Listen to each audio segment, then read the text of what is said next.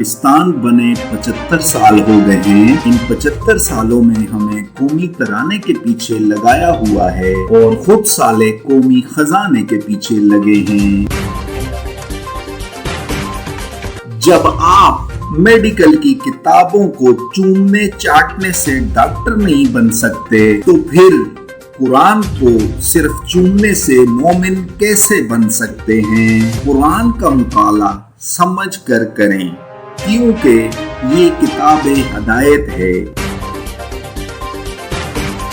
75 سالوں میں صرف کیمرے کا رزلٹ بہتر ہوا ہے، باقی عوام کے حالات ابھی تک گراوٹ کا شکار ہیں۔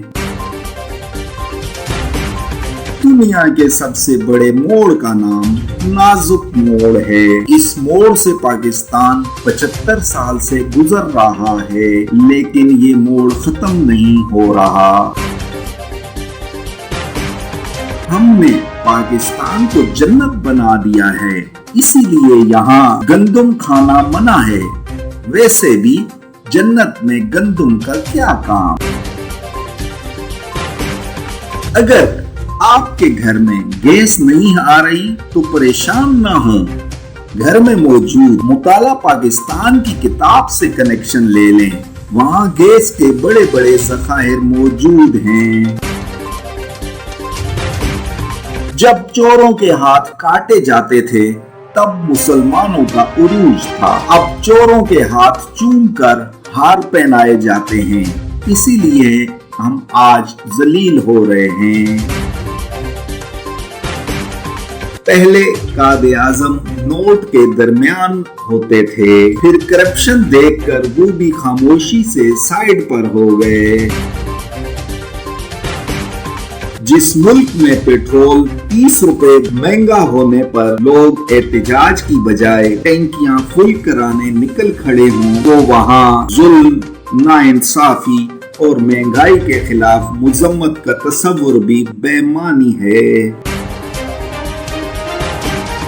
سائیں، میرے ملک میں آفتیں غریب کے لیے تباہی اور امیروں کے لیے تجارت ہوتی ہے۔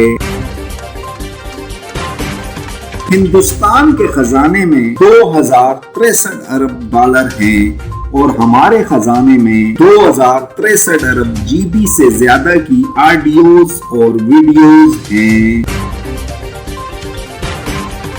دنیا بھر میں سوال اٹھایا جاتا ہے تو اس کا جواب ڈھونڈا جاتا ہے، جبکہ پاکستان میں سوال کرنے والے کو ڈھونڈا جاتا ہے پھر اٹھایا جاتا ہے۔